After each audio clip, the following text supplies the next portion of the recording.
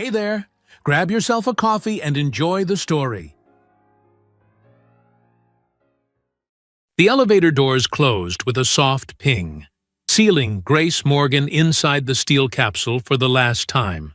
She took a deep breath, savoring the familiar scent of lemon polish and expensive cologne that permeated the executive floor of the Morgan Tower. Everything around her gleamed: the polished brass fixtures, the marble floors, the glass walls offering a panoramic view of the city she had called home for all of her 30 years. But today, Grace wasn't admiring the view.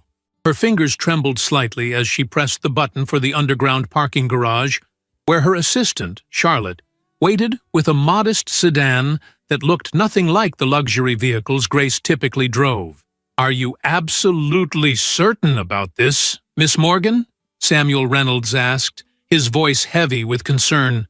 The elderly lawyer had served the Morgan family for over 3 decades, and the worry lines etched around his eyes had deepened considerably since Grace had announced her plans 2 weeks ago.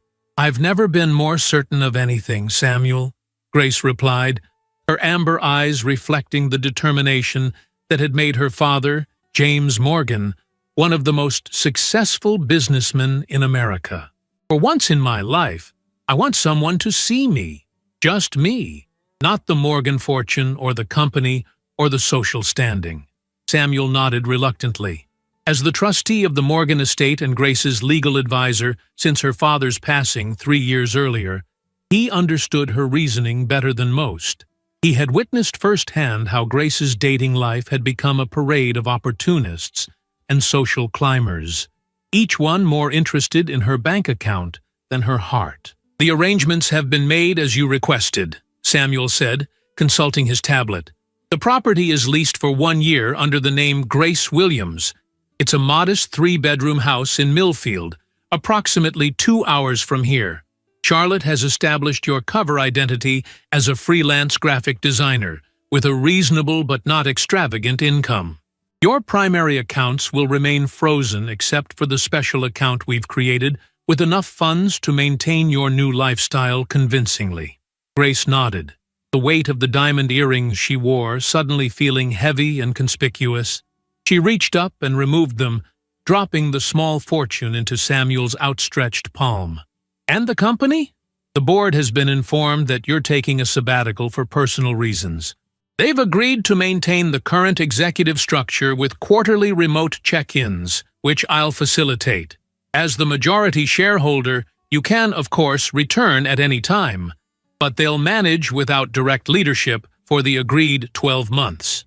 The elevator doors opened to reveal the dimly lit parking garage. Grace stepped out, the click of her designer heels echoing against the concrete walls. For a moment, she hesitated. Was she being ridiculous? Giving up the comforts of her penthouse, her status, her identity, all to find something as intangible as genuine connection? Samuel seemed to read her thoughts. Your father would have understood, Grace. Despite his success, James never forgot what it meant to be seen for who you are, not what you own. A lump formed in Grace's throat at the mention of her father. Since his unexpected death from a heart attack 3 years ago, she had thrown herself into running Morgan Enterprises, expanding the technology and real estate empire he had built from nothing. She had proven herself more than capable, doubling the company's value and earning the grudging respect of board members who had initially questioned whether a young woman could fill James Morgan's formidable shoes. But professional success hadn't filled the void left by her father's passing, nor had it brought her any closer to finding the kind of loving partnership her parents had shared before her mother's death, when Grace was just 12 years old. "I need to do this, Samuel," she said finally, "just for a little while." The lawyer nodded and handed her a plain leather handbag, so unlike the exclusive designer pieces she usually carried. "This contains your new driver's license, credit cards, and other identification documents for Grace Williams. Charlotte has already transported your new wardrobe to the house. Remember, nothing too extravagant. We've carefully curated items that would be reasonable for someone of your cover identity's means." Grace accepted the bag, slinging it over her shoulder with a determined smile. "How do I look? Like a normal person?" Samuel chuckled despite his concern. "You look lovely as always, but less ostentatious. The haircut helps." Grace ran her fingers through her newly shortened locks, still not entirely used to the shoulder-length style that had replaced her signature long waves. The color was different too, a warmer, more subdued brown instead of the caramel highlights her expensive stylist had maintained. Small changes, but effective ones. Charlotte looked up from her phone as Grace approached the modest blue sedan. The assistant's expression revealed her continued discomfort with the plan, but she had agreed to help maintain Grace's cover, acting as the primary liaison between Grace and Samuel. "Everything's ready at the house," Charlotte reported, as Grace slid into the passenger seat. "Utilities connected, pantry stocked, internet working. I've set up your home office with mid-range equipment. Good enough for a successful freelancer, but nothing that would raise eyebrows." "Thank you, Charlotte," Grace said, buckling her seatbelt. "I know you think I've lost my mind." Charlotte pulled the car out of the parking space, navigating toward the exit. "It's not my place to judge, Miss Morgan, but I do worry. The world can be unkind when it doesn't know who you are." "That's exactly what I'm counting on," Grace replied softly. "I want to experience life without the buffer of wealth and privilege, just for a while. I want to know if I'm still myself without all of this." She gestured toward the towering Morgan building as they emerged onto the street. As Charlotte drove, Grace watched the city landscape gradually transform from sleek skyscrapers to suburban developments, and eventually to the rolling countryside that surrounded Millfield. According to her research, the town of 30,000 residents had a strong community feel, a respectable school system, and a growing arts scene, making it the perfect place for her cover identity as a creative professional seeking a quieter lifestyle. The house Charlotte had secured was on Maple Street, a tree-lined avenue of well-maintained older homes. It was a far cry from Grace's penthouse, but as they pulled into the driveway of the pale blue bungalow with white trim and a small front porch, Grace felt an unexpected flutter of excitement. "It's charming," she said, admiring the neatly tended garden and the way the afternoon sunlight dappled through the maple trees that gave the street its name. "It's 700 square feet," Charlotte replied dryly. "Your master bathroom at the penthouse is bigger." Grace laughed. "Exactly! Isn't it wonderful?" Charlotte shook her head, but couldn't entirely suppress a smile as she helped carry Grace's modest luggage inside. The interior of the house was clean and updated, if not luxurious. Hardwood floors, simple furniture, walls painted in soothing neutrals. Grace wandered from room to room, taking it all in with genuine appreciation. The neighbors seem friendly, Charlotte noted, unpacking groceries in the small but functional kitchen.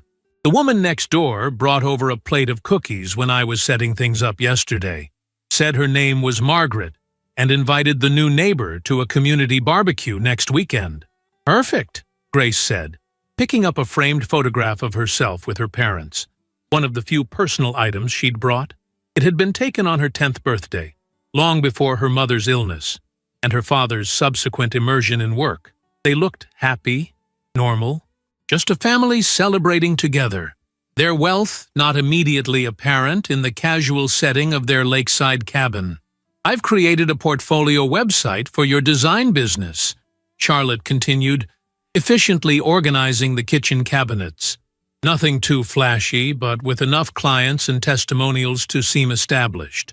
If anyone checks, the phone numbers route to our system, and we have people ready to provide references." Grace nodded, moving to the window that overlooked the backyard. It was modest, but private, with a small patio and garden beds waiting to be planted. "I think I'll grow vegetables," she mused. "I've always wanted to try gardening." Charlotte raised an eyebrow. "You've never even kept a houseplant alive, Miss Morgan." "Grace," she corrected gently. "Just Grace now. And Grace Williams is going to be excellent at gardening, among other things." After going through the final details of her new identity and reviewing their communication protocols, Grace saw Charlotte to the door. The reality of what she was doing suddenly hit her as she watched her assistant, her last tangible connection to her real life, prepare to leave. "You can call me anytime," Charlotte reminded her, "day or night. And if you want to end this experiment, just say the word. I can have you back in your penthouse within hours." Grace hugged her impulsively. "Thank you for understanding. Or at least, pretending to." After Charlotte's departure, Grace stood alone in the unfamiliar house, listening to the sounds of normal life all around her. Children playing somewhere down the street, a lawnmower humming, a dog barking. For the first time in years, no one was expecting anything from her. No board meetings, no charity galas, no social obligations. Just Grace, in a house that wasn't really hers, preparing to live a life that wasn't really hers either. She spent that first evening exploring her new neighborhood on foot, marveling at the simple pleasure of anonymity. No one stared or whispered as she passed. No paparazzi lurked behind trees, hoping to catch the heiress in an unflattering moment. She was just another face, another person enjoying the warm summer evening. The next morning, following her plan to integrate into the community, Grace visited the local coffee shop, a cozy establishment called Brewful Thinking. The atmosphere was welcoming, with mismatched furniture and local artwork adorning the walls. She ordered a simple coffee and settled at a small table with her laptop, playing the part of the freelance designer at work. "Mind if I sit here? Every other table is taken." Grace looked up to find a man gesturing to the empty chair across from her. He was tall, with dark hair and kind eyes the color of strong coffee. Handsome in an understated way, wearing a button-up shirt with the sleeves rolled to reveal tanned forearms. Something about his direct gaze made her heart skip unexpectedly. "Please," she said, moving her bag to make room. "I don't mind sharing." "Thanks." He set down his cup and a small plate with a blueberry muffin. "I'm Edward, by the way. Edward Sullivan." "Grace," she replied, deliberately omitting her last name as Samuel had advised. "Grace Williams." "Nice to meet you, Grace Williams." His smile was warm and genuine. "Are you new in town? I don't think I've seen you here before, and I'm something of a regular." Grace nodded, closing her laptop. "Just moved in yesterday, actually. Maple Street." "Welcome to Millfield, then," Edward said. "What brings you to our little corner of nowhere special?" "A change of pace," Grace answered truthfully. "I'm a graphic designer. I can work from anywhere, and I wanted somewhere real, less hectic than the city." Edward nodded appreciatively. "I understand that completely. There's something to be said for small-town living. People know each other here. They look out for one another." Their conversation flowed easily, touching on favorite books, movies, and local recommendations. Edward, she learned, managed his family's business, a regional chain of upscale grocery stores called Sullivan Fresh Market. He spoke about it with a mixture of pride and resignation that piqued Grace's interest. "It sounds like you have complicated feelings about your work," she observed, after he described his recent efforts to source more products from local farmers. Edward's expression turned thoughtful. "The business has been in my family for 2 generations. My grandfather started with one small store, and my parents expanded it into 14 locations across 3 counties. It's a good business, honest work. But it wasn't your dream," Grace finished for him. Their eyes met, and something passed between them. A moment of recognition, of seeing and being seen. "No," he admitted. "I studied architecture in college, had plans to design sustainable housing. Then my father had his first heart attack and, well, family comes first."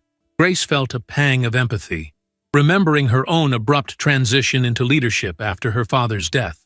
"Do you still design? As a hobby, maybe?" Edward's face brightened. "I have a drafting table set up in my garage. Nothing fancy, but I tinker with ideas sometimes." He glanced at his watch and sighed. "Speaking of work, I should get going. Morning inventory waits for no man." As he stood to leave, he hesitated. "Would you—" He paused, seeming to gather his courage. "There's a farmer's market on Thursday evenings in the town square. Local produce, artisans, some food trucks. It's nothing fancy, but it gives you a good feel for the community. Would you like to go? I could show you around, introduce you to some people. Grace felt a flutter of excitement that had nothing to do with her elaborate ruse and everything to do with the genuine interest in Edward's eyes. "I'd like that," she said simply. "Great." His smile widened. "I'll meet you there at 6? By the fountain in the center of the square?" "Perfect," Grace agreed, returning his smile. As Edward left, Grace sipped her coffee, watching him through the window as he crossed the street. For the first time since hatching her plan, she felt a twinge of guilt about her deception. Edward seemed sincere, honest, exactly the kind of person she had hoped to meet. But would he still look at her the same way if he knew the truth about who she really was? She pushed the thought aside. This was just a casual outing between new acquaintances, nothing more. And yet, as she turned back to her laptop, she couldn't help but feel that something significant had just begun. The farmers' market exceeded Grace's expectations. The town square had been transformed into a vibrant marketplace, with stalls displaying everything from heirloom tomatoes to handcrafted jewelry. String lights hung between trees, casting a warm glow as the summer evening settled over Millfield. Local musicians played acoustic guitars near the central fountain, where Edward waited as promised. He spotted her before she saw him, and the genuine pleasure that lit up his face sent an unexpected warmth through Grace's chest. "You came," he said, as if he'd half expected her to change her mind. "I said I would," Grace replied with a smile, suddenly conscious of her casual attire, jeans and a simple blouse that cost a fraction of what she would have spent on an outfit in her previous life. She deliberated longer than she cared to admit over what to wear, reminding herself that Grace Williams couldn't afford designer labels. "Let me give you the grand tour," Edward offered, gesturing toward the bustling market. "It won't take long.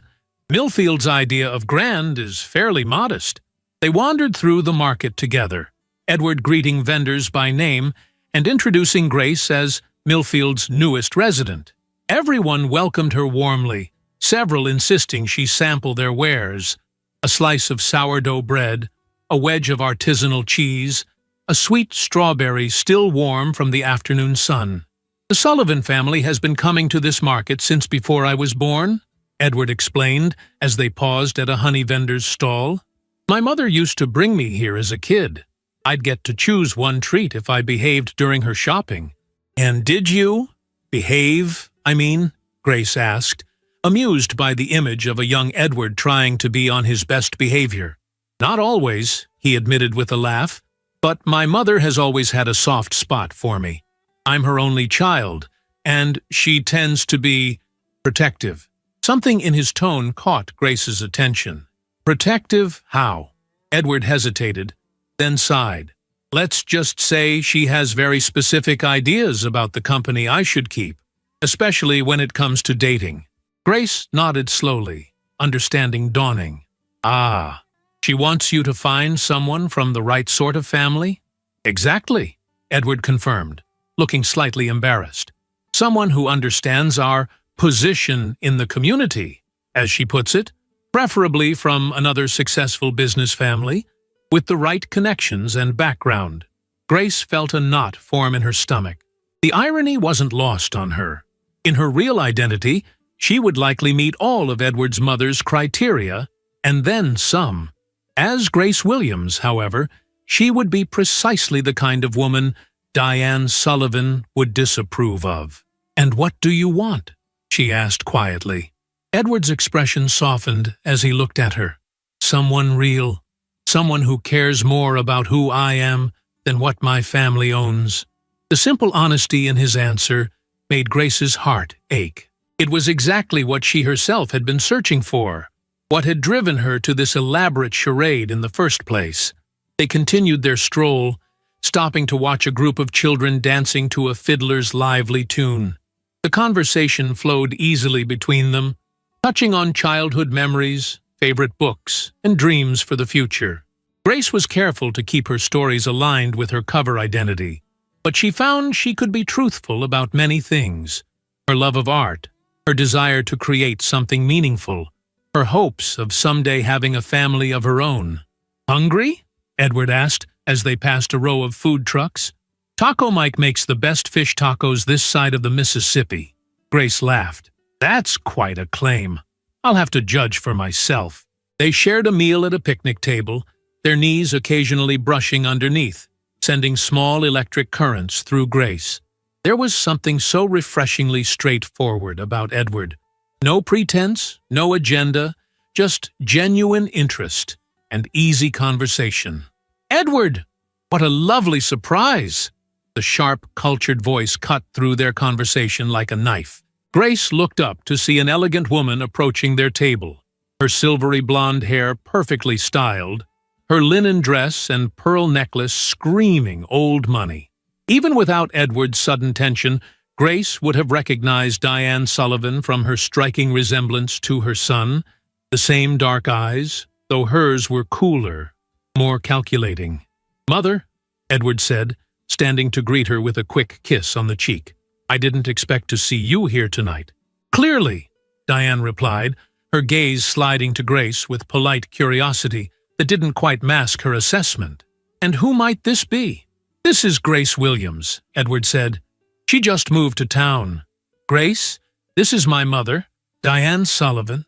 Grace stood and extended her hand. "It's a pleasure to meet you, Mrs. Sullivan."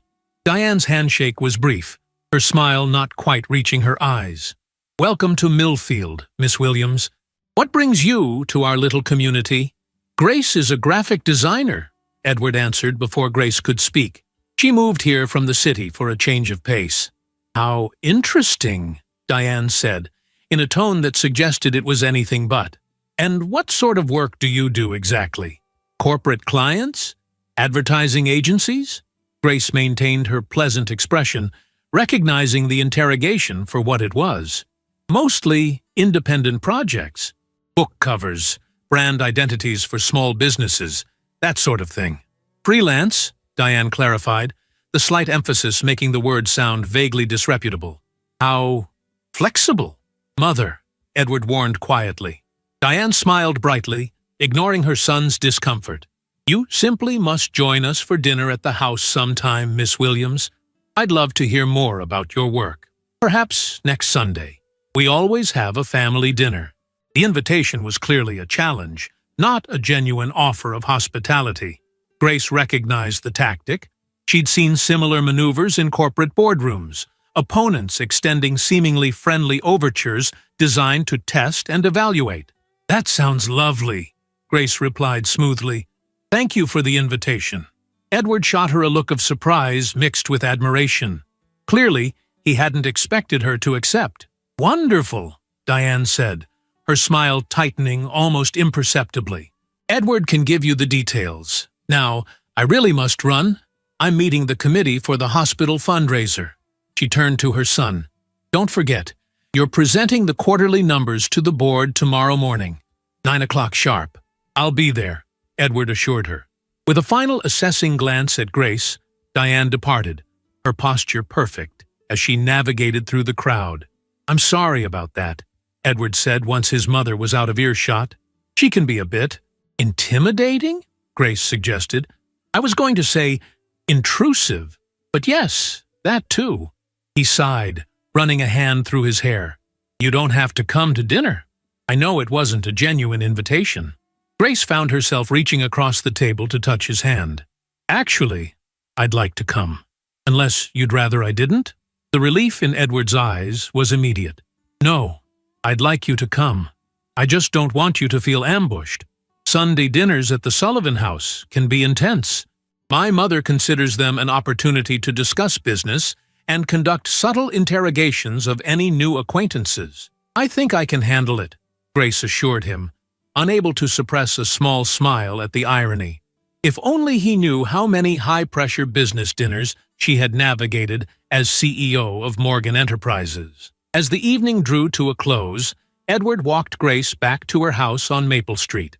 The streetlights cast a gentle glow on the tree-lined avenue, and the scent of jasmine hung in the warm night air. "I had a really good time tonight," Edward said, as they reached her front porch. "Thank you for braving both the farmer's market and my mother in one evening." Grace laughed. "I enjoyed myself too, even the surprise interrogation."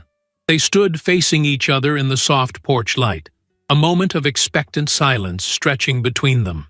Edward took a half-step closer, then hesitated. "I'd like to see you again," he said quietly. "Before the Sunday dinner gauntlet, I mean." "I'd like that too," Grace replied, surprised by how much she meant it. "How about Saturday? There's a nice hiking trail just outside town, along the river.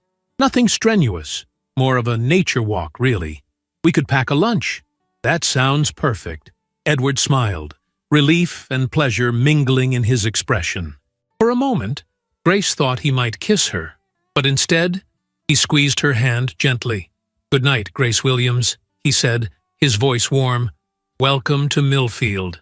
As Grace watched him walk back down the path, she felt a flutter of both excitement and unease.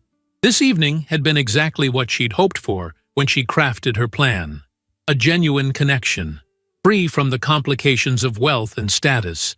But she hadn't anticipated meeting someone like Edward so quickly, nor feeling such an immediate attraction. Inside her borrowed home, Grace kicked off her shoes and sank onto the comfortable but unremarkable sofa. Her phone buzzed with a text from Charlotte, their prearranged daily check-in. Grace responded with their code phrase indicating all was well, then sat in the quiet house, contemplating the unexpected turn her experiment had taken. The weekend arrived with perfect summer weather. Grace and Edward's Saturday hike was relaxed and comfortable, as if they'd known each other far longer than a few days. They talked about everything and nothing: favorite childhood memories, dream travel destinations, the small pleasures of everyday life. Grace was careful to maintain her cover story, but she found she could share many genuine details of her personality and interests without revealing her true identity. "So, fair warning about tomorrow," Edward said, as they sat on a blanket beside the river, sharing sandwiches and fresh fruit. "My mother has invited half the town's business elite to dinner. She always does this when she wants to. Evaluate someone new." Grace raised an eyebrow. "Are you saying I'm being set up for a public inspection?" Edward winced. "I'm saying my mother is transparent in her methods, if not her motives. She wants to see how you handle yourself in what she considers our social circle." "And how often does she do this?" Grace asked, genuinely curious. "Not often," he admitted. "I don't usually bring anyone home." The simple statement hung in the air between them, weighted with implication. Grace felt a warmth spread through her that had nothing to do with the summer sun. "Well, I'll try not to embarrass you," she said lightly. Edward's expression turned serious. "You couldn't. It's my mother who should worry about embarrassing me." Sunday arrived too quickly. Grace spent longer than usual selecting her outfit, finally settling on a simple navy blue dress that Charlotte had included in her new wardrobe. Tasteful, but not expensive looking. Appropriate for a family dinner without appearing as though she were trying too hard. Edward picked her up promptly at 4 o'clock, looking handsome if slightly tense in khakis and a light blue button-down shirt. "Ready for the lion's den?" he asked as he opened the car door for her. "That bad?" Grace laughed. "You have no idea."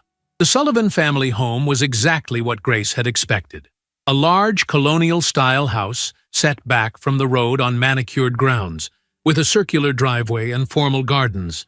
It spoke of old money and established position, though Grace noted it was perhaps a quarter the size of her family's estate outside the city. Diane greeted them at the door, impeccably dressed in a designer outfit that Grace recognized from the previous season's collection, something she herself might have worn to a casual business lunch.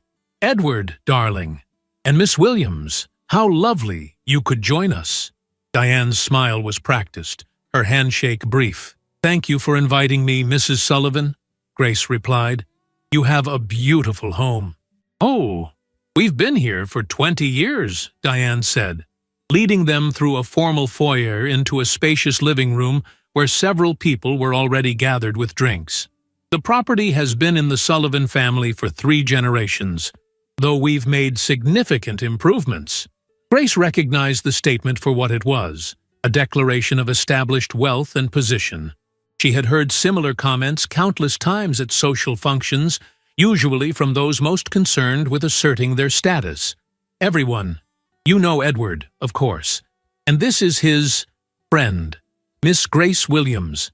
She's new to Millfield. A graphic designer, I understand."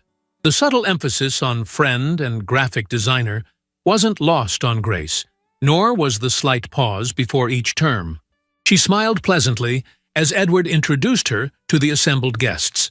A bank president and his wife, the owner of a local construction company, a retired judge, and several other prominent community members. Last to be introduced was Edward's father, George Sullivan, a quiet man with kind eyes that reminded Grace of his son's. "Pleasure to meet you, Miss Williams," George said, his handshake firm and genuine. "Don't let Diane intimidate you. Her bark is worse than her bite." "George," Diane chided, though there was an undercurrent of affection in her voice that surprised Grace. "Miss Williams will think we're uncivilized." Dinner was served in a formal dining room, complete with crystal, silver, and fine china. Grace noticed Diane watching closely as she navigated the place setting, clearly expecting her to be intimidated or confused by the formal arrangement. Little did she know that Grace had dined with heads of state and royalty, navigating far more complex etiquette with ease. Throughout the meal, Diane orchestrated the conversation to highlight the Sullivans' position and connections, while subtly probing Grace's background. Where had she studied? What brought her to Millfield specifically? Did she have family in the area? Did she find the freelance lifestyle stable? Grace answered each question with composed honesty, revealing only what aligned with her cover story.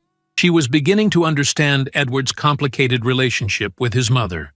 Diane clearly loved her son deeply, but seemed determined to manage every aspect of his life, including his romantic interests. "Edward tells me you're quite talented, Miss Williams," Diane said as dessert was served.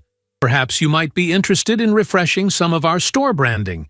Pro bono work can be so valuable for building a portfolio, don't you think?"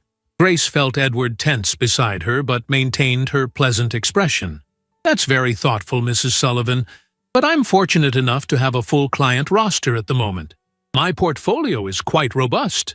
"I see," Diane replied, her smile tightening. How fortunate indeed. As the evening progressed, Grace became increasingly aware of the subtle power play unfolding. Diane Sullivan was accustomed to being the wealthiest, most influential woman in any room, a position Grace herself often occupied in her real life. The irony wasn't lost on her. When the guests began to depart, Edward suggested they step outside for some fresh air. They walked to a garden terrace, where the evening stars were just beginning to appear in the twilight sky. "I'm sorry about that," he said quietly. "My mother can be protective," Grace finished for him. "She loves you. She wants what she thinks is best for you." Edward shook his head. "What she wants is control. She's always been this way, but it's gotten worse since my father's heart attack 2 years ago. Now she's determined to manage both the business and my personal life with an iron fist." Grace thought of her own father, of the expectations that had shaped her life. Parents sometimes forget that loving someone means letting them make their own choices, even mistakes. Edward looked at her with newfound interest. "You're not what my mother expected, you know." "Oh? And what did she expect?" "Someone easily intimidated. Someone impressed by the Sullivan name and fortune." He smiled wryly. "Someone who wouldn't hold her own at a table full of the local elite." Grace felt a pang of guilt. She wasn't exactly holding her own as Grace Williams. She was drawing on all the experience and confidence of Grace Morgan, billionaire CEO. But the genuine admiration in Edward's eyes made the deception suddenly uncomfortable. "Edward, she began, then stopped. What could she say? That she understood Diane's protective instincts because she herself had been pursued for her wealth? That she was hiding behind a false identity to find someone who loved her for herself? "You don't have to explain," Edward said, misinterpreting her hesitation. "I know my mother can be overwhelming, but I want you to know that I don't share her priorities." He stepped closer, his eyes holding hers in the deepening twilight. "I've known you less than a week, Grace Williams, but there's something about you that feels right. I can't explain it better than that." The sincerity in his voice made her heart ache. This was exactly what she had hoped to find. A genuine connection untainted by wealth or status. And yet, their entire relationship was built on a foundation of deception. How could anything real grow from that? Before she could resolve her internal conflict, Edward leaned down and kissed her. It was gentle, tentative at first, then deepening as she responded. For a moment, Grace forgot everything. Her true identity, her elaborate ruse, the complications that lay ahead. There was only this moment, this connection, this man whose honesty and warmth had caught her completely off guard. When they finally pulled apart, Edward looked slightly dazed. "I've been wanting to do that since the farmer's market," he admitted. Grace smiled, pushing her concerns aside for the moment. "I'm glad you finally did." Later, as Edward drove her home through the quiet streets of Millfield, Grace found herself at a crossroads. The sensible thing would be to distance herself now, before either of them became more invested. She had come here to experience normal life, not to entangle herself in a relationship founded on falsehood. Yet, as Edward walked her to her door and kissed her goodnight, his eyes full of promise and genuine affection, Grace couldn't bring herself to pull away. For the first time in her adult life, someone was looking at her, seeing her, without the distorting lens of wealth and power. Even if that someone didn't know her real name. Over the next few weeks, Grace's life settled into a rhythm that felt both foreign and unexpectedly satisfying. She maintained her cover as a freelance designer, actually completing several small projects that Charlotte forwarded to her from legitimate clients seeking Morgan Enterprises design services. During regular encrypted video calls with Samuel, she reviewed essential business matters requiring her attention. But for the most part, Grace Morgan's empire continued functioning smoothly without her physical presence. Meanwhile, Grace Williams blossomed in Millfield. She joined a local book club, volunteered at the community garden, and became a regular at Brewful Thinking, where she often worked on her laptop while exchanging friendly greetings with the baristas, who now knew her order by heart. For the first time since childhood, she experienced the simple pleasure of being unremarkable, just another face in the crowd, valued for her contributions and personality rather than her wealth or influence. And then there was Edward. Their relationship deepened with surprising speed, as if making up for lost time. They saw each other nearly every day, casual dinners at local restaurants, walks through the historic district, quiet evenings watching old movies on Grace's modest television. Edward proved to be thoughtful, intelligent, and refreshingly unpretentious, despite his privileged upbringing. He spoke passionately about sustainable business practices and his dream of eventually incorporating his architectural interests into redesigning the Sullivan stores to be more environmentally friendly. "My mother thinks it's wasteful," he explained one evening as they sat on Grace's back porch, sharing a bottle of wine under the stars. "She sees only the upfront costs, not the long-term benefits, financial or ethical." "And your father?" Grace asked, curling her legs beneath her on the porch swing. Edward's expression softened. "Dad understands better. He built this business with genuine care for the community. Mother was the one who pushed for rapid expansion, for being bigger and more profitable than anyone else in the region." Grace nodded, understanding the dynamic all too well. Her own father had faced similar tensions with some of his board members who constantly pushed for faster growth at the expense of Morgan Enterprises' ethical standards. "You should show them the numbers," she suggested. "Sustainability isn't just ethical. It's becoming economically essential. Consumer preferences are shifting. Brands with genuine environmental commitments command higher loyalty and can justify premium pricing." Edward looked at her with surprise. That's exactly right. How do you know so much about retail market trends? Grace felt a flutter of panic, realizing she'd spoken from her executive experience rather than her cover identity. I've designed for several eco-conscious brands, she improvised quickly. Part of effective design is understanding the market positioning. Edward seemed to accept this explanation, but the moment left Grace unsettled.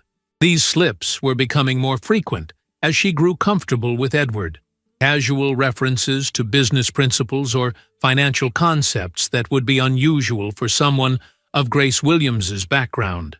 The truth was, she was falling in love with him, and with every passing day, her deception weighed more heavily on her conscience. "I should show you my designs sometime," Edward said, unaware of her inner turmoil. "I've been working on some concepts for retrofitting our flagship store. Nothing that will ever see the light of day, probably, but it helps me stay connected to that part of myself. I'd love to see them," Grace replied sincerely. He kissed her then, tenderly at first, then with increasing passion. Grace responded eagerly, her body melting against his, all thoughts of deception temporarily forgotten. This, at least, was entirely genuine. The chemistry between them, the growing emotional connection that made her heart race whenever he was near. When Edward finally pulled away, his eyes were dark with desire and something deeper, more significant. "I'm falling for you, Grace Williams," he said softly, harder and faster than I ever thought possible. The words sent both joy and panic coursing through her. She wanted to reciprocate, to tell him she felt the same, but how could she, when he didn't even know her real name? "Edward," she began, steeling herself for what needed to be said. "There's something The sharp ring of his phone interrupted her. Edward glanced at the screen and frowned. "It's the store. The night manager wouldn't call this late, unless it was important," he answered, his expression growing increasingly concerned as he listened. "I'll be right there," he said finally, ending the call. "I'm sorry, Grace. There's been a break-in at the flagship store. Nothing major stolen, but there's significant damage to the office areas. I need to go." "Of course," Grace said, both relieved and disappointed by the interruption. "Let me know if there's anything I can do to help." Edward kissed her quickly before departing, promising to call the next day. As Grace watched his car disappear down Maple Street, she wrapped her arms around herself, suddenly chilled despite the warm evening. She needed to tell him the truth, soon. The following morning, Grace woke to her secure phone, buzzing with a priority alert from Samuel. She answered immediately, concerned by the unusual timing. "Miss Morgan," Samuel's voice was tense. "We have a situation. Someone's been making inquiries about your whereabouts." Grace sat up straight, fully alert. "What kind of inquiries?" "Who?" "A private investigator based in Millfield. Very discreet, but one of our security protocols flagged unusual search patterns focusing on your recent activities. They're specifically investigating whether you're currently living under an assumed identity." Grace's blood ran cold. "Do we know who hired them?" "Not definitively, but the investigator has done work for Sullivan Fresh Market in the past." Diane Sullivan. It had to be. Their background check on Edward's mother had revealed a woman obsessed with social climbing and protecting her family's position. She would not accept her only son becoming involved with someone she considered beneath their station. "What specifically are they looking into?" Grace asked, her mind racing. "Your educational background, employment history. They've requested records from the design school listed on Grace Williams's resume, records that didn't exist. Her cover identity would withstand casual scrutiny, but not a professional investigation." "We need to shut this down," Grace said firmly. "Use whatever legal means necessary to block their access to any information. And Samuel, I need to know exactly what they've discovered so far." After ending the call, Grace paced her small living room, weighing her options. She could maintain the deception, using Morgan Enterprises' considerable resources to reinforce her cover identity. But that would only delay the inevitable. Sooner or later, Diane would discover the truth, that Grace Williams didn't exist. Or she could tell Edward everything. Now, before someone else did. The thought terrified her. What if he felt betrayed? What if he believed their entire relationship was some bizarre game played by a bored heiress? Would he understand that her deception had been born of a genuine desire to find someone who valued her for herself, not her fortune? Before she could resolve her dilemma, her phone rang. Edward's name flashed on the screen. "Good morning," she answered, trying to keep her voice steady. "Grace?" Something in his tone immediately alerted her that something was wrong. "We need to talk. Can I come over?" 20 minutes later, Edward's car pulled into her driveway. Grace watched from the window as he sat motionless behind the wheel for several long moments, before finally emerging. His face was composed but serious as she opened the door. "Edward, what's wrong?" He stepped inside but remained standing in her small entryway, maintaining an unusual distance between them. "My mother hired someone to look into your background." Grace's heart sank. "I see. Do you?" His voice was controlled, but she could hear the hurt beneath it. "Because I've spent all night trying to understand why the design school you claim to attend has no record of a Grace Williams matching your age and description, or why the client testimonials on your website all lead to shell companies, or why there seems to be no trace of you before 6 weeks ago." Grace closed her eyes briefly, gathering her courage. "Edward, I can explain. Please do." He crossed his arms, waiting. Where to begin? How to make him understand a decision that now seemed impulsive and ill-considered in the harsh light of reality? "My name isn't Grace Williams," she said finally, deciding that simple truth was the only path forward. "It's Grace Morgan." Edward's brow furrowed. "As in?" "Morgan Enterprises. Yes." She gestured for him to sit, relieved when he reluctantly took a seat on her sofa. "I'm not a freelance designer. I'm the CEO and majority shareholder of Morgan Enterprises." Edward stared at her in disbelief. "The technology and real estate conglomerate? That Morgan Enterprises?" Grace nodded. "My father founded the company. When he died 3 years ago, I took over. And you're living in Millfield because—" Edward's confusion was giving way to something harder, more guarded.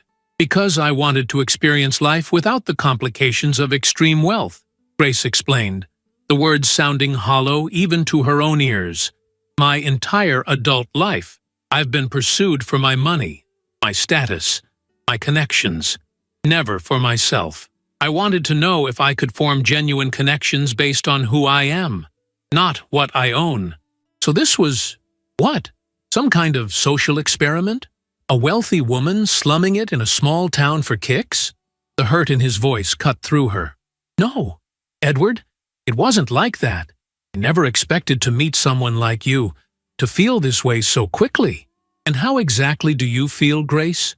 Or whatever your name really is?" He stood abruptly, running a hand through his hair in frustration. "How am I supposed to believe anything you say when our entire relationship has been based on a lie?" Grace moved toward him, desperate to make him understand. "Not everything was a lie. Not the things that matter. How I feel about you, that's real. More real than anything I've felt in years." Edward looked at her, his expression a complex mixture of hurt, anger, and confusion. "Do you have any idea how this feels? To discover the person I've been falling in love with doesn't even exist?" "I exist," Grace said quietly. "I'm still the same person you've spent time with these past weeks. I just have a different name, a different job, a different life," Edward corrected. "A completely different life that you deliberately hid from me while I shared everything with you. My hopes, my frustrations, my family complications, all while you were playing a role." Grace flinched at the accuracy of his words. "It started that way," she admitted. "But somewhere along the line, it stopped being an experiment or a role. It became real, Edward. You became real to me in a way no one else ever has." Edward shook his head, his expression closing off. "I need time to process this. I don't even know what to think right now." "I understand," Grace said, fighting back tears, "but please believe me when I say I never meant to hurt you. The closer we became, the more I realized I needed to tell you the truth. I was going to tell you last night, before the call about the break-in." "Convenient timing," Edward remarked, his tone uncharacteristically bitter. "It's true," Grace insisted. "Ask yourself, why would I maintain this deception if my feelings for you weren't genuine? I have nothing to gain and everything to lose by telling you who I really am." Edward was silent for a long moment, considering her words. Finally, he sighed heavily. "I believe you didn't intend to hurt me, but that doesn't change the fact that you did. I need space, Grace. Time to think." He moved toward the door, then paused with his hand on the knob. "For what it's worth, I understand why you might want to escape the pressures of wealth and status. But relationships, real relationships, are built on trust. And right now, I don't know if I can trust you." The door closed behind him with a quiet click that somehow hurt more than a slam would have. Grace sank onto the sofa, allowing the tears she'd been holding back to finally fall. She had gambled everything on this deception, and now she was facing the consequences. The irony wasn't lost on her. In trying to find someone who would love her for herself rather than her wealth, she had potentially lost the very person who might have done exactly that. The next few days passed in a blur of misery. Grace threw herself into work, using her secured laptop to handle Morgan Enterprises' business that had been accumulating during her absence. She welcomed the distraction, the complex problems that required her full concentration, and left no room for dwelling on personal regrets. Edward didn't call. Grace respected his request for space, though every hour without contact felt like an eternity. She considered returning to the city, abandoning her experiment now that its fundamental premise had been compromised. But something kept her in Millfield. Hope, perhaps, or simply the need to face the consequences of her actions. On the fourth day after their confrontation, Grace was working at her dining table when a sharp knock at the door startled her. Her heart leapt with hope, but when she opened the door, it wasn't Edward who stood on her porch. It was Diane Sullivan. The older woman looked as immaculate as ever in a designer pantsuit, her silver blonde hair perfectly styled, her expression a mask of cold fury. "Mrs. Sullivan," Grace said, surprised. "I wasn't expecting you." "I'm sure you weren't," Diane replied, her voice brittle. "May I come in? What I have to say shouldn't be overheard by the neighbors." Grace stepped aside, allowing Edward's mother to enter. Diane surveyed the modest house with undisguised disdain before turning her attention back to Grace. "I know who you are," she said, without preamble. "Grace Morgan, daughter of James Morgan, current CEO of Morgan Enterprises.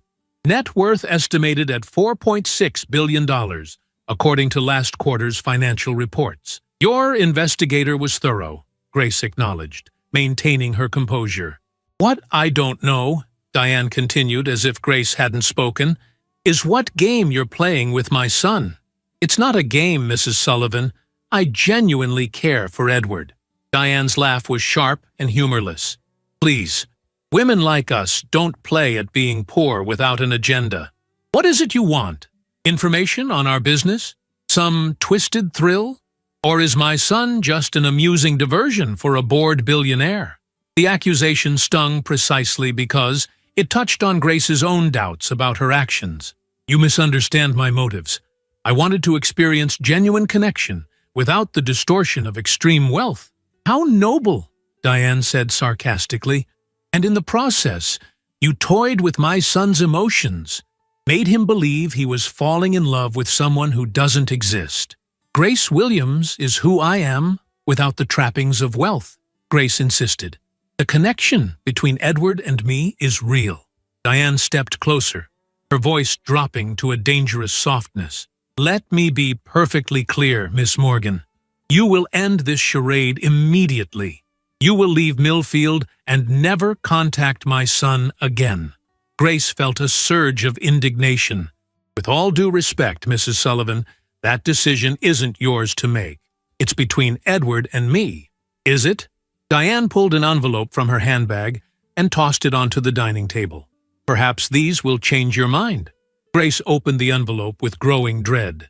Inside were photographs, professionally shot, expertly edited, showing what appeared to be Grace in compromising positions with an unidentifiable man.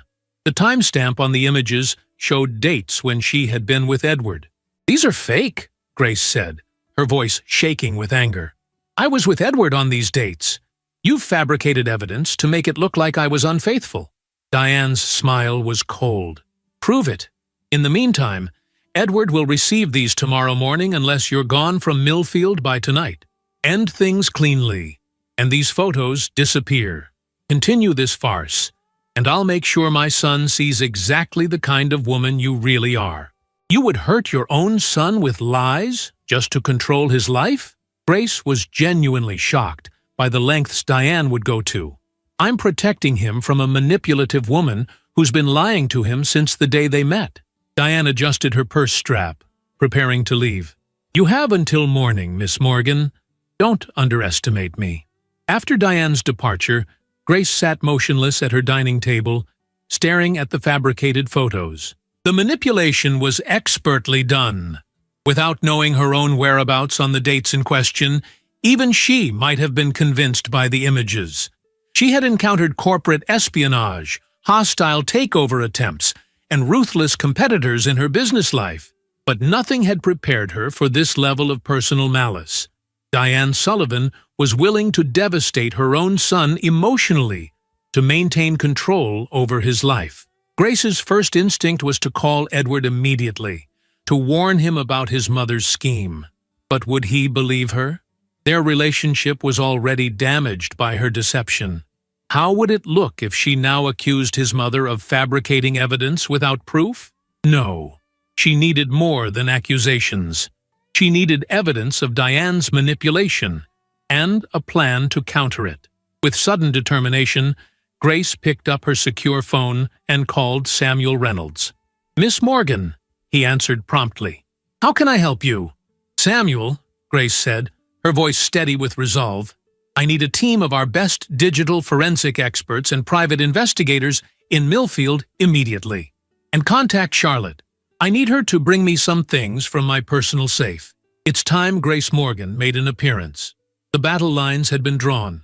Diane Sullivan had severely underestimated her opponent, and Grace was about to show her exactly how costly that mistake would be. By sunset, Grace's modest rental home had transformed into an impromptu command center. Samuel Reynolds directed operations from the dining room table, surrounded by secure laptops and communication equipment. Two digital forensics experts occupied the living room, analyzing the fabricated photos for digital fingerprints that might reveal their creator. Charlotte had arrived with a carefully curated selection from Grace's wardrobe, pieces that projected quiet authority without ostentatious display of wealth. "The photos were professionally manipulated," reported Olivia, the lead forensics specialist. "High-end work, but we've identified several digital artifacts that prove tampering.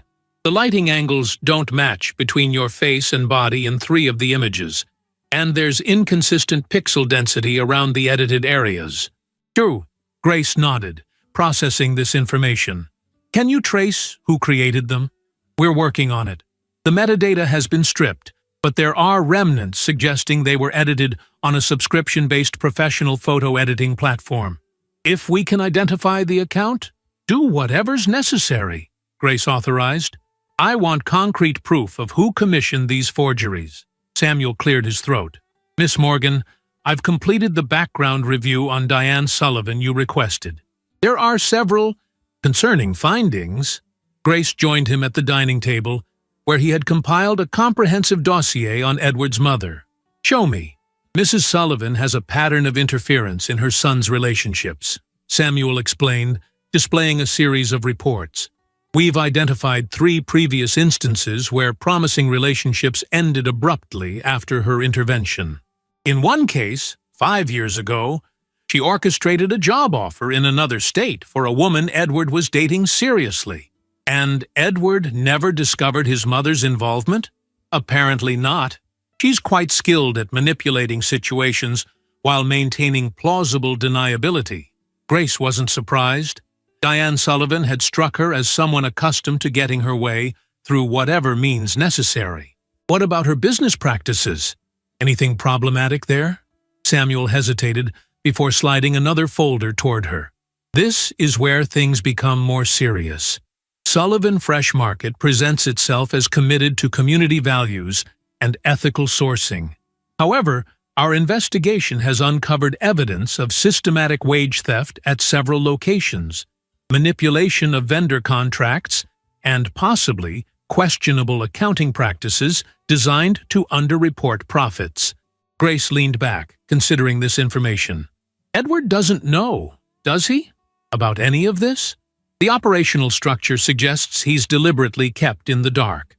His position as Chief Operations Officer gives him oversight of store management and customer experience, but financial operations and vendor relationships fall under his mother's direct control. This explained so much about the tension she'd observed between Edward and his mother regarding the business. He genuinely believed in the company's stated values, unaware that his mother was undermining them behind the scenes. What about George Sullivan? Is he involved in these practices? Samuel shook his head. It appears Mr. Sullivan has taken a largely ceremonial role since his heart attack 2 years ago. He attends board meetings and public functions, but has ceded operational control to his wife. A plan was forming in Grace's mind, not just to counter Diane's immediate threat with the fabricated photos, but to address the deeper dysfunction that had trapped Edward in an untenable position, torn between loyalty to his family business and his own ethical principles. Samuel, I need to see Edward. Tonight. Can you arrange it without alerting his mother? The lawyer nodded, already reaching for his phone. I believe so. He's currently at the flagship store, overseeing some security upgrades after the break-in. Perfect. Have a car ready in 30 minutes. And Charlotte? Grace turned to her assistant. It's time for Grace Morgan to make her first public appearance in Millfield. As Charlotte helped her prepare, Grace reflected on the past 6 weeks. Her experiment in living as Grace Williams had given her something precious. A glimpse of life uncomplicated by extreme wealth, yes, but more importantly, a chance to connect with someone who valued her for her character, her humor, her mind. Now she needed to find out if that connection could survive the full truth. The Sullivan Fresh Market flagship store was located in a prime retail district on the edge of Millfield's historic downtown. Despite the late hour, lights still burned in the administrative offices above the store. Grace instructed her driver to wait as she entered through the employee entrance, her heart pounding with equal measures of determination and apprehension. A startled security guard intercepted her. "Ma'am, the store is closed. Staff only beyond this point." Grace offered a polite but firm smile. "I'm here to see Edward Sullivan. It's a personal matter of some urgency. I'll need to call up to the office." "That won't be necessary, Jim." Edward's voice came from the stairwell behind them. He looked tired, shadows beneath his eyes, suggesting he'd slept as poorly as Grace had since their confrontation. His expression revealed surprise at her appearance, not just her presence, but her transformed look. Gone was the casual attire of Grace Williams, replaced by the subtle but unmistakable polish of Grace Morgan, CEO. "Edward," she said softly, "I need to speak with you. Please." He hesitated only briefly before nodding. "We can talk in my office."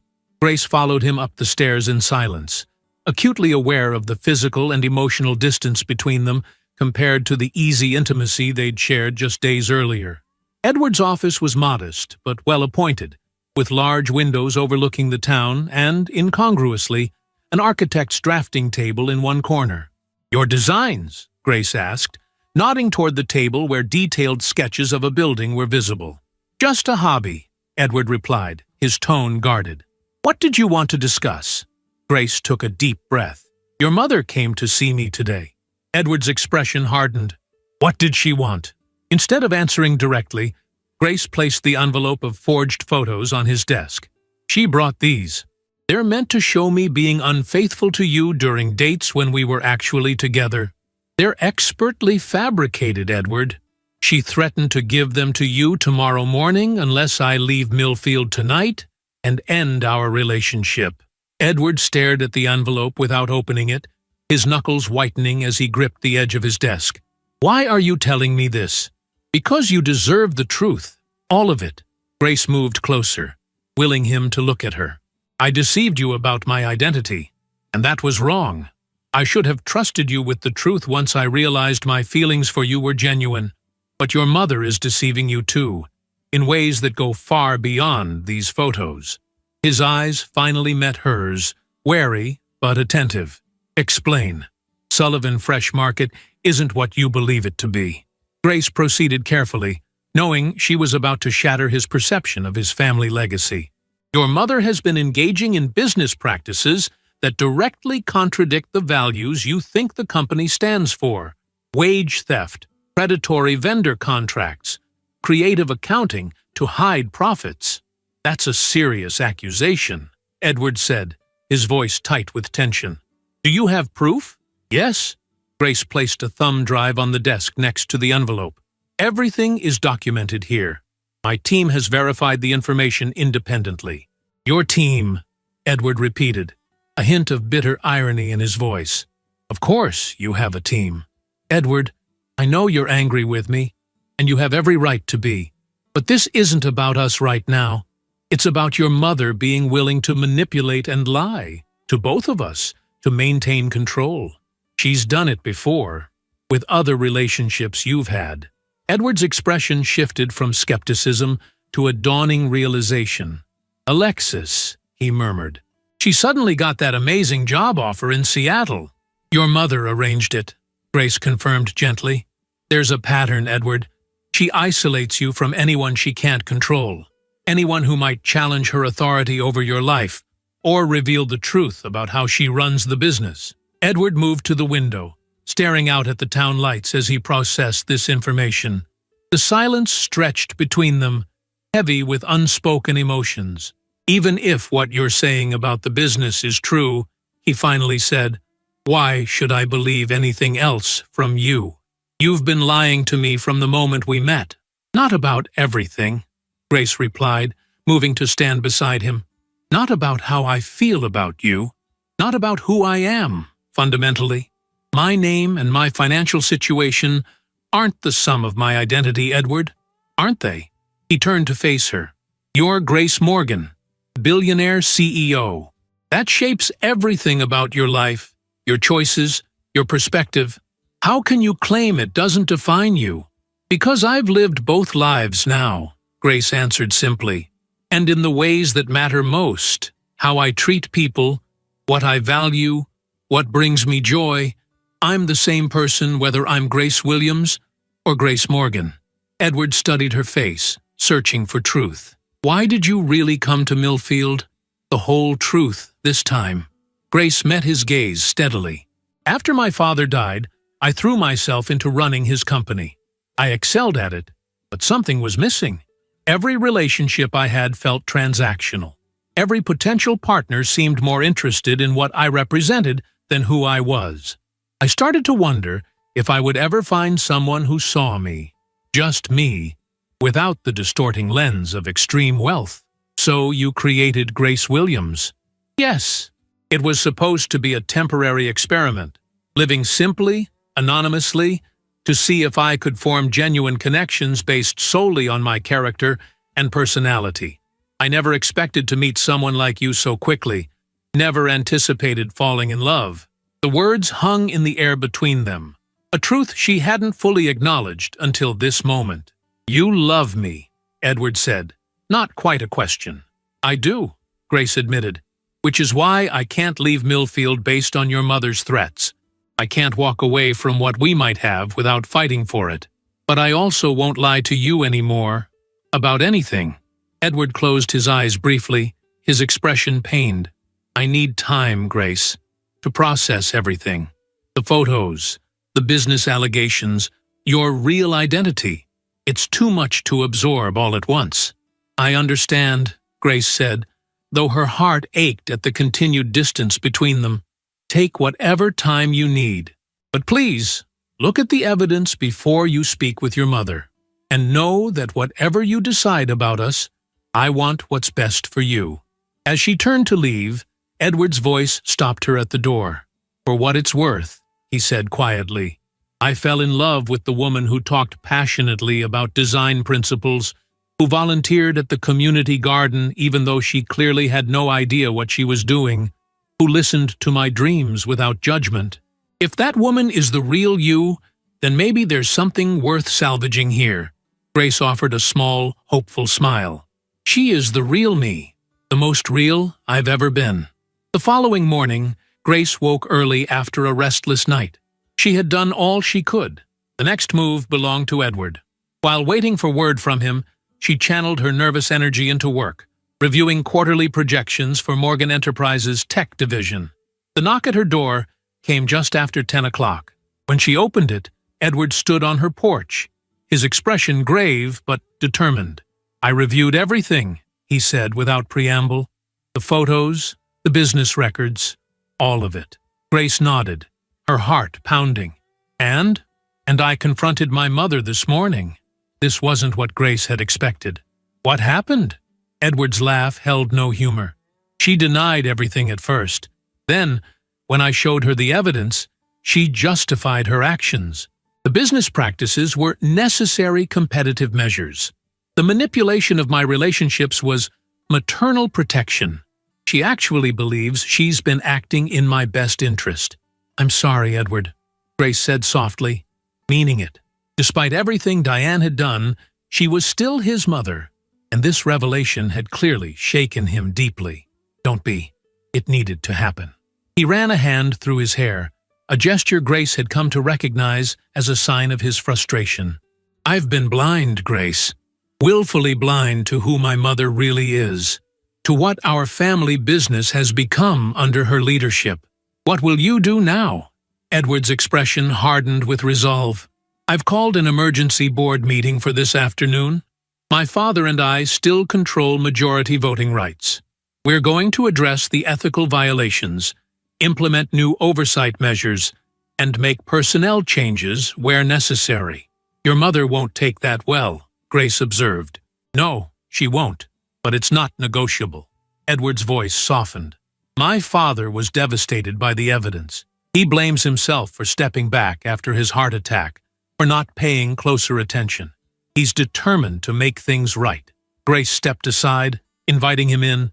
"And what about us, Edward? Where do we stand?"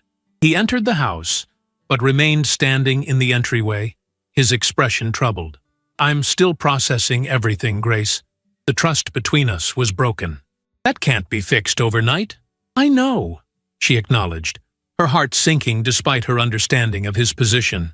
"But," Edward continued, his voice gentling, "I also know that what we shared was real. At least, it was real for me." "It was real for me, too," Grace assured him, hope flickering to life once more. "Every moment." Edward took a step toward her. "Then maybe we can start again. No more secrets, no more deceptions. Just Grace and Edward, getting to know each other honestly this time." Grace felt tears threatening. "I'd like that very much." "Good." Edward checked his watch reluctantly. "I need to go prepare for the board meeting, but dinner tonight? We can talk more then." "I'll be here," Grace promised. After Edward left, Grace contacted Samuel to update him on the situation. The lawyer seemed pleased with the developments, but cautioned her about potential fallout. "Diane Sullivan won't surrender control easily," he warned. "She may become more desperate, more vindictive when cornered." "I know," Grace acknowledged, "but Edward and his father are handling the business side. I need to stay focused on rebuilding trust between Edward and me." Samuel's expression softened with rare approval. "If I may say so, Miss Morgan, I believe your father would be proud of how you've handled this situation. Not just the business aspects, but the personal ones as well. He always hoped you would find someone who valued you for yourself, not your fortune." Grace smiled at the mention of her father. "Thank you, Samuel. That means a great deal to me." As she prepared for her dinner with Edward, Grace reflected on how differently her experiment had turned out from what she'd envisioned. She had sought anonymity, and found connection. She had escaped the burdens of wealth, only to discover that true freedom came not from hiding who she was, but from being fully, authentically herself with someone who saw her clearly. The journey ahead would not be simple. Trust, once broken, required patience and consistent truth to rebuild. Edward would need time to process everything that had happened, to reconcile the woman he had fallen in love with and the woman she truly was. And looming over them was the unpredictable threat of Diane Sullivan, a woman accustomed to power who now faced losing it. Yet for the first time in years, Grace felt genuinely hopeful about her future. Not as a billionaire CEO, not as a woman playing at ordinary life, but as herself, complete with flaws, strengths, and the capacity for genuine love. The evening stretched before her, full of possibility.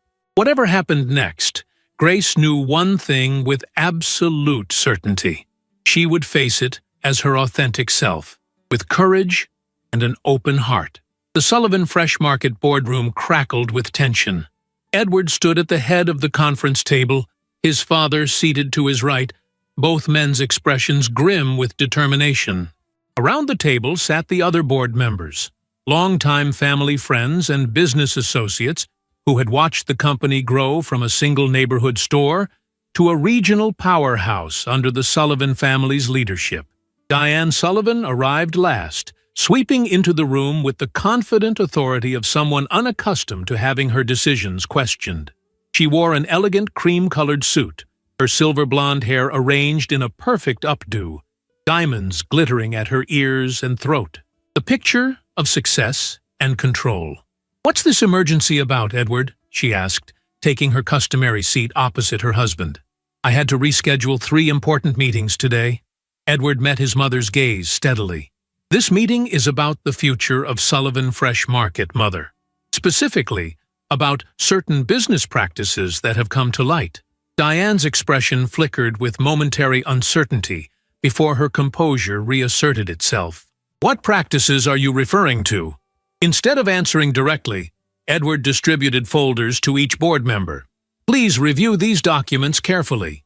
They detail systemic wage theft across multiple store locations, predatory vendor contracts designed to squeeze small local producers, and accounting irregularities that have concealed true profits from this board and from tax authorities." The room fell silent as the board members opened their folders. George Sullivan already knew what they contained. He had spent the morning reviewing the evidence with Edward.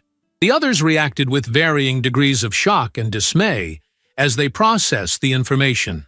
"This is absurd," Diane declared, closing her folder without examining its contents.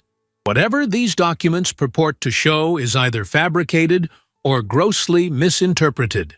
"Edward, where did you get this misinformation?" "These records came from our own internal systems, Mother," Edward replied calmly.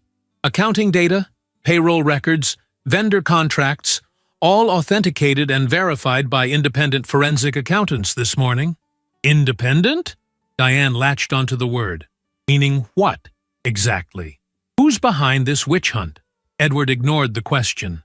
"The evidence is clear. Under your direct oversight, this company has systematically underpaid workers, exploited vendors, and misreported financial data. These practices violate not only our stated company values, but potentially several laws." George Sullivan cleared his throat, speaking for the first time. "Diane, is this true? Have you authorized these practices?" Diane's eyes narrowed as she realized her husband wasn't supporting her. "George, this is ridiculous. I've made difficult business decisions to keep us competitive. Yes, every successful company operates this way." "No, they don't," Edward countered firmly. "Ethical businesses can be profitable without exploitation.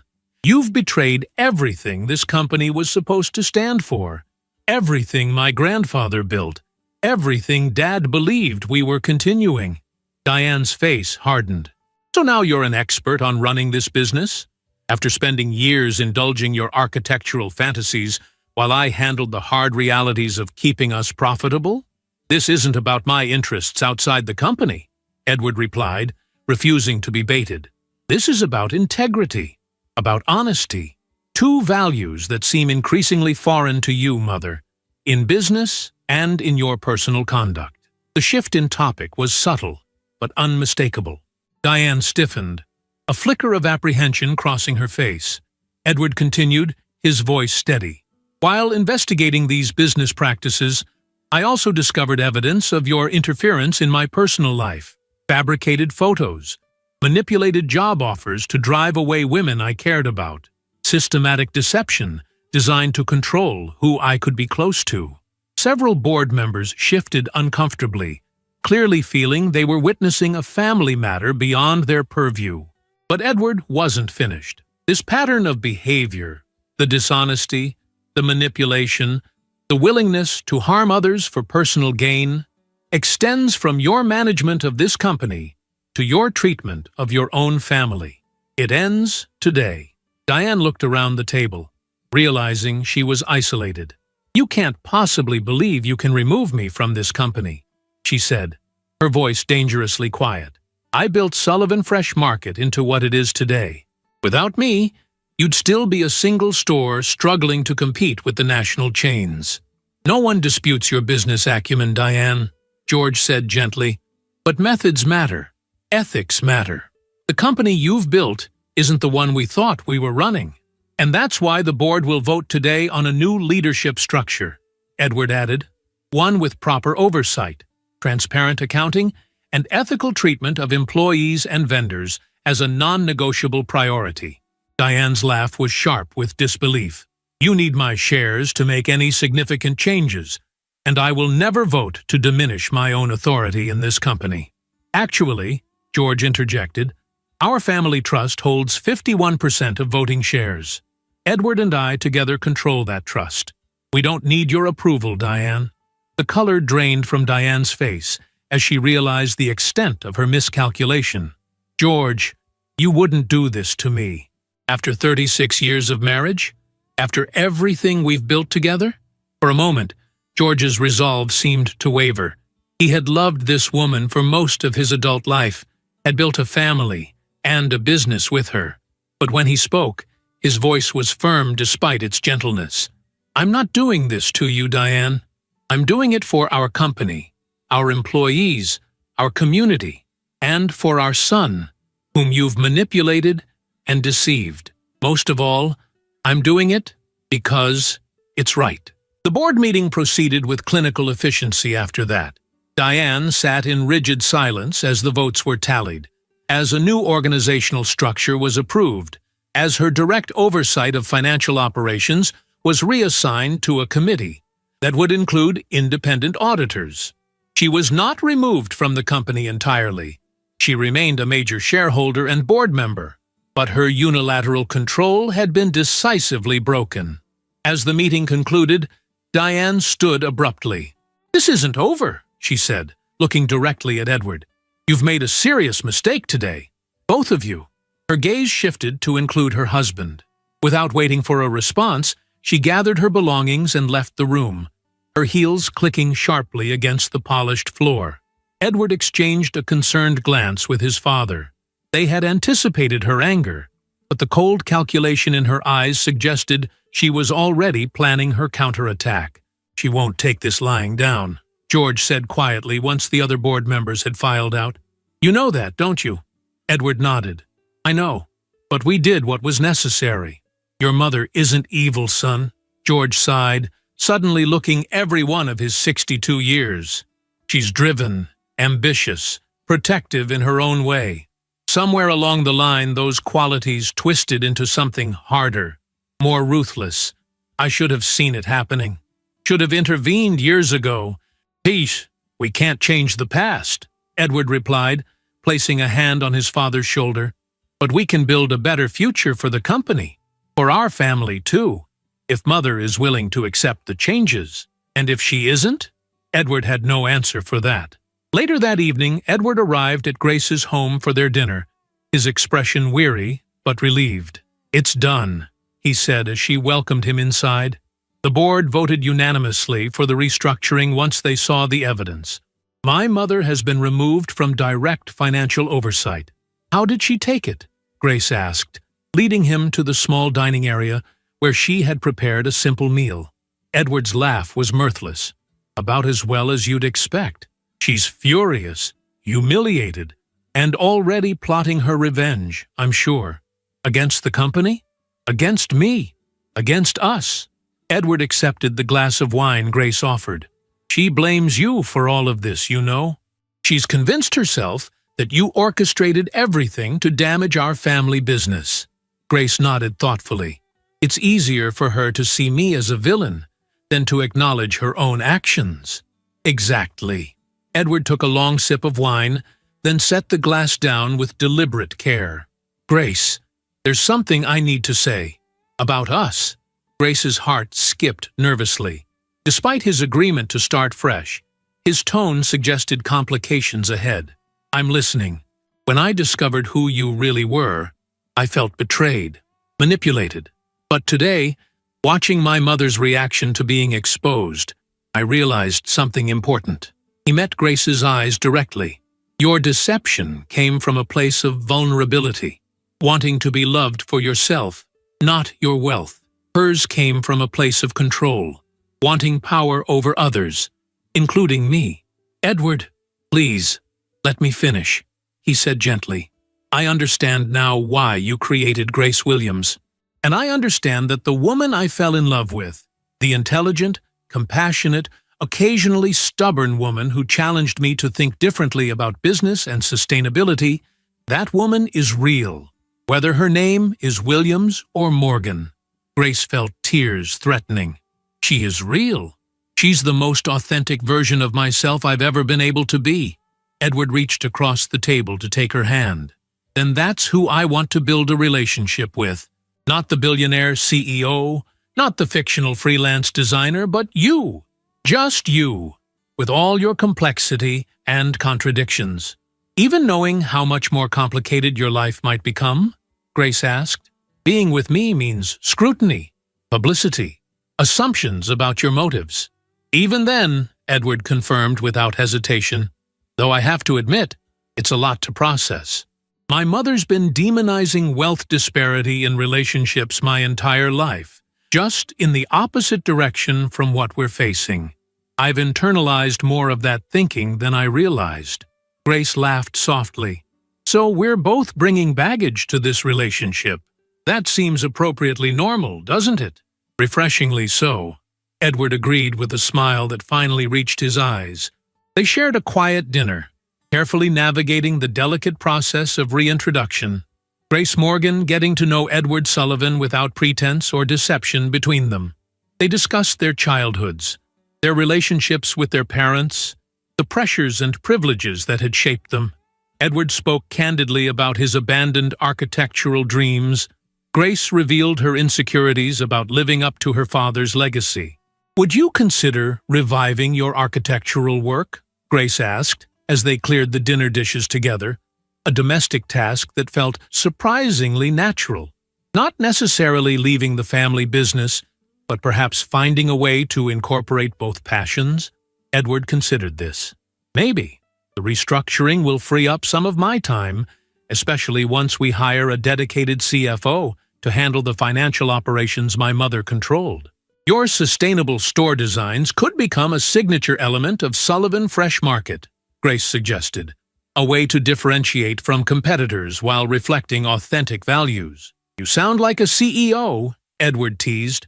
Force of habit, Grace admitted with a smile. But I mean it. Your designs are impressive, Edward.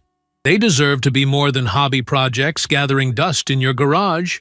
Later, as they sat together on Grace's porch swing, watching fireflies dance in the summer darkness, Edward turned to her with sudden seriousness.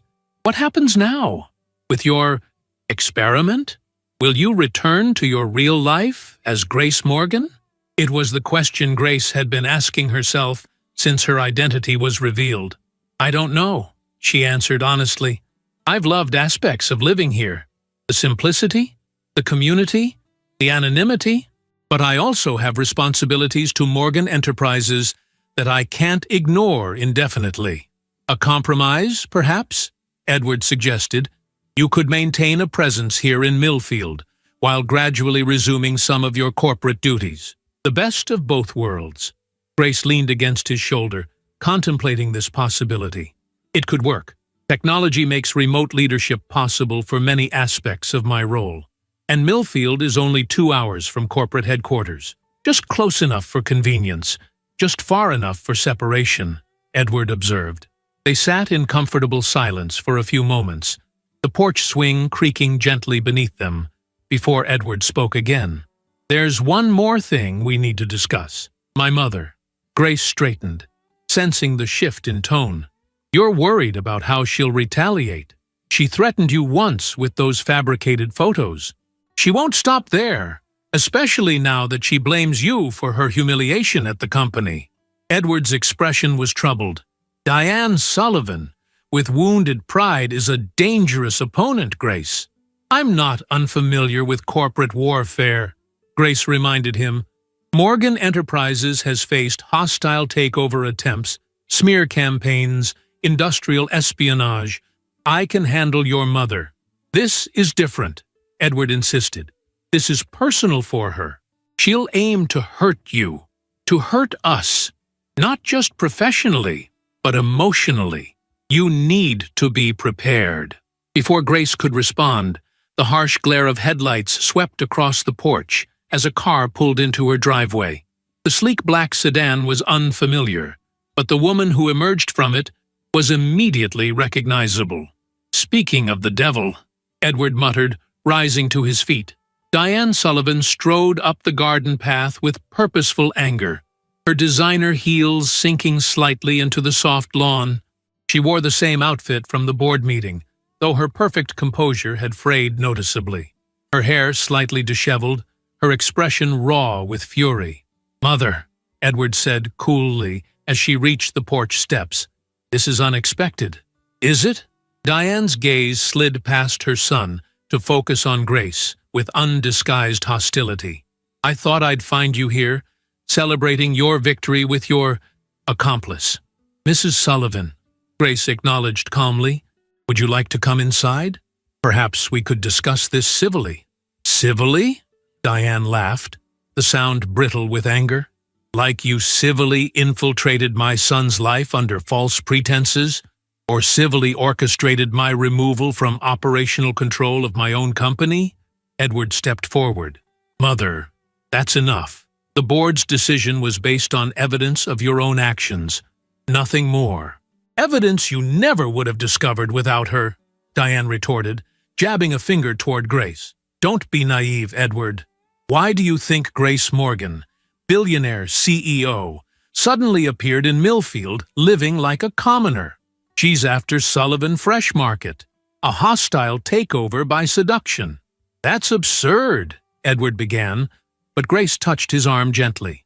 It's all right, she said quietly. Let me address this. She turned to Diane, her voice calm but firm. Mrs. Sullivan, I understand you're hurt and angry. Finding a convenient villain is easier than accepting responsibility for your own choices. But the truth is, I came to Millfield for personal reasons that had nothing to do with your family or your business. You expect me to believe that? Diane scoffed. Whether you believe it or not doesn't change the facts, Grace replied evenly. I have no interest in acquiring Sullivan Fresh Market. My company operates in entirely different sectors. Then why the charade? Why hide your identity from my son? Grace considered her answer carefully. Because wealth distorts relationships. It creates power imbalances, ulterior motives, false personas. I wanted, just once, to connect with someone who saw me for who I am, not what I own. Something flickered in Diane's expression, a momentary crack in her armor of anger, a flash of unexpected recognition. But it vanished as quickly as it had appeared. How convenient, she said coldly. And how coincidental that you happened to meet my son, of all people. Millfield is a small town, Mother, Edward interjected. And I approached Grace first, remember? At the coffee shop, Diane's gaze shifted between them, calculation replacing some of her raw anger. "You've made a serious miscalculation, Miss Morgan. I built Sullivan Fresh Market from a struggling local business into a regional powerhouse. I know how to fight dirty when necessary, and I protect what's mine." "Mother, stop," Edward said sharply. "You're embarrassing yourself, and you're threatening the woman I love in front of me." The declaration hung in the summer air, significant and binding. Grace felt her heart swell with emotion as Edward moved to stand beside her, their hands finding each other automatically. Diane stared at their intertwined fingers, something like genuine pain crossing her features. "You don't know what you're saying, Edward. She's manipulating you." "No, Mother," Edward replied gently. "For the first time in years, I'm seeing clearly. About the business, about you, about what I want from my life. I love Grace, and if you can't accept that, can't at least try to understand, then you'll lose me far more completely than you lost control of the company today." His words landed with devastating accuracy. Diane took a physical step backward, as if the force of them had pushed her away. For a moment, the three of them stood frozen in a tableau of emotion. Edward resolute, Grace supportive beside him, Diane stunned by her son's ultimatum. Then, without another word, Diane turned and walked back to her car. The tires squealed slightly as she backed out of the driveway and disappeared down Maple Street. "Well," Grace said into the silence that followed, "that could have gone better." Edward let out a long breath, tension gradually leaving his shoulders. "Actually, it went better than I expected. She didn't threaten to disinherit me or have you investigated by the SEC. The night is still young," Grace observed wryly. Edward turned to face her fully, his expression suddenly vulnerable. "I meant what I said, you know, about loving you. I wasn't just saying it for my mother's benefit." Grace reached up to touch his face gently. "I know, and I love you too, Edward Sullivan, the architect with a passion for sustainability. The man who approached a stranger in a coffee shop because all the other tables were taken." "Was that really why?" Edward asked with a small smile. "Because the coffee shop was full?" "No," Grace admitted. "It wasn't. I'd noticed you before, watching you interact with the staff, seeing how you treated everyone with the same respect regardless of position. I wanted to know you before I even spoke to you." Edward leaned down to kiss her, a kiss that felt like a beginning rather than a continuation. When they finally separated, he rested his forehead against hers. "What happens now?" he asked quietly. "Now," Grace replied, "we build something authentic together. No more secrets, no more pretending. Just us, figuring it out one day at a time. Even with my mother potentially plotting our downfall?" Edward's tone was light, but the concern behind his words was genuine. Grace smiled. "Even then? Though I suspect we haven't heard the last from Diane Sullivan." She was right. The confrontation on Grace's porch marked not an ending, but a turning point. The moment when the truth, finally laid bare between all parties, created the possibility for genuine change. The weeks that followed would bring challenges neither Grace nor Edward could anticipate, as Diane Sullivan grappled with her new reality and made choices that would ultimately determine whether reconciliation was possible. But standing there in the warm summer evening, their future stretching before them with all its complications and possibilities, Grace and Edward shared something precious. A connection founded initially on deception, but transformed through honesty into something true and enduring. A love strong enough to withstand the revelation of Grace's true identity. A partnership resilient enough to weather Diane's opposition.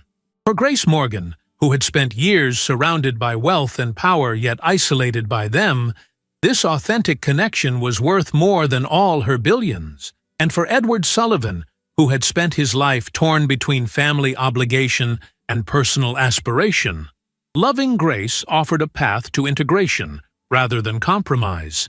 Neither of them harbored illusions that the road ahead would be easy. But as they returned to the porch swing, hands intertwined and hearts aligned, they shared a quiet confidence in their ability to face whatever came next. Together, honestly, as their true selves. 3 months later, on a crisp autumn morning, Grace sat in her home office in Millfield, reviewing quarterly reports for Morgan Enterprises on her laptop, while occasionally glancing at the architectural renderings spread across the adjacent desk. Edward's sustainable design for the Sullivan Fresh Market flagship renovation had been unanimously approved by the board the previous week, marking the first visible sign of the company's new direction under reformed leadership. Their relationship had flourished, despite Diane's initial attempts at sabotage. A brief but vicious media campaign insinuating Grace was orchestrating a hostile takeover had fizzled when presented with facts and Edward's unwavering support. George Sullivan had emerged as an unexpected ally, quietly but firmly supporting his son's relationship while attempting to rebuild his damaged marriage. The doorbell rang, interrupting Grace's work. She opened the front door to find Diane Sullivan standing on her porch, looking somewhat diminished from their last encounter. Thinner, with less perfect makeup, her designer outfit replaced by something more subdued. "Mrs. Sullivan," Grace said, surprised. "Edward isn't here. He's overseeing the construction planning at the flagship store." "I know," Diane replied. "I came to see you, actually." Intrigued, Grace stepped aside. "Please, come in." Diane entered hesitantly, taking in the modest home with new eyes. They sat in the living room, an awkward silence stretching between them until Diane finally spoke. "I've been in therapy," she said abruptly. "George's idea, initially, but it's been illuminating." "I'm glad to hear that," Grace responded carefully. Diane met her gaze directly. "I owe you an apology, Miss Morgan. My behavior was inexcusable. The photos, the threats, the accusations." "Thank you," Grace said simply, recognizing the difficulty this admission must present for a woman like Diane. "I'm not here to ask for forgiveness," Diane continued, "just to acknowledge the harm I caused, and to let you know that I'm trying to understand, to see things differently." She paused, her composure cracking slightly. "I love my son. I've always wanted to protect him." "I know," Grace said gently. "Edward knows that too.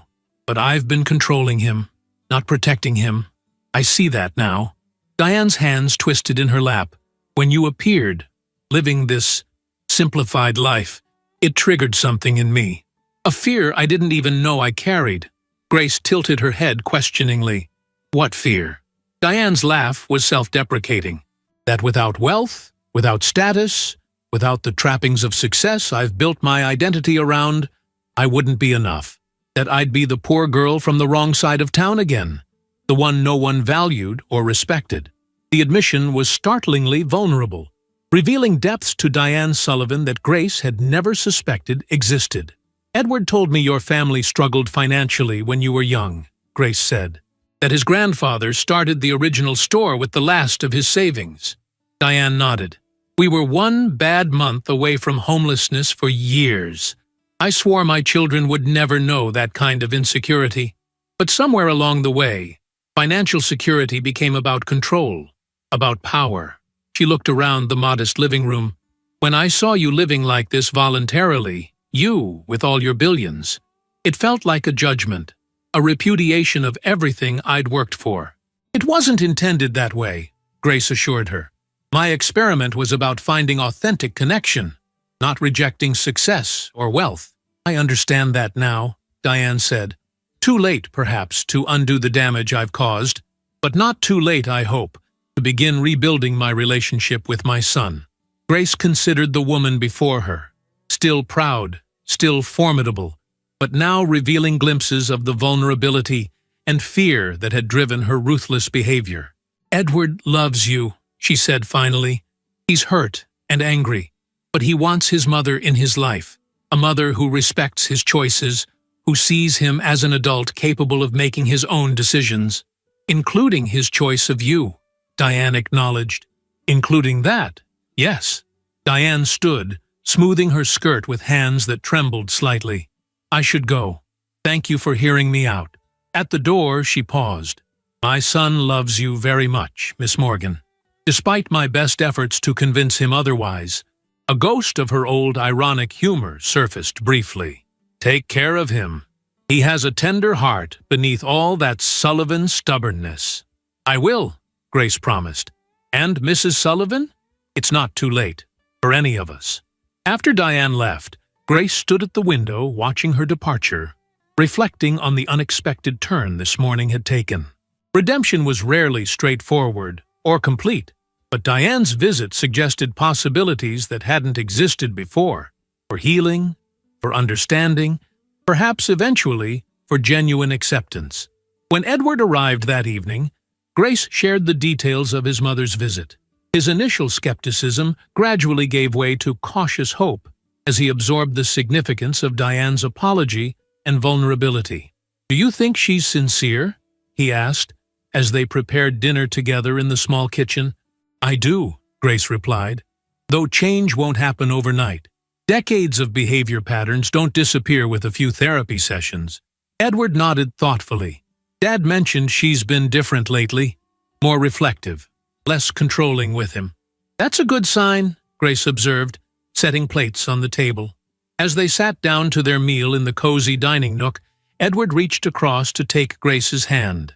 "You know, 6 months ago, if someone had told me I'd be dating Grace Morgan, billionaire CEO, living part-time in a modest house in Millfield while redesigning my family's business, I would have thought they were crazy. Life is full of surprises," Grace agreed with a smile. "Some of them quite wonderful. The best surprise was finding you," Edward said, his eyes warm with affection.